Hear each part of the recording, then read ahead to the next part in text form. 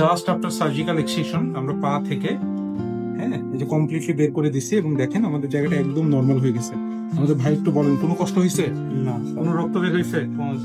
আপনি স্যাটিসফাইড তো?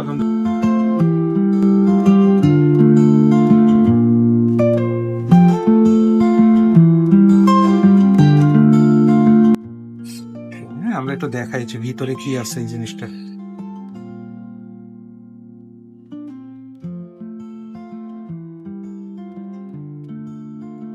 শক্ত হওয়ার কারণে ভিতরে সব জমাট বেঁধে গেছে, হ্যাঁ দেখছেন।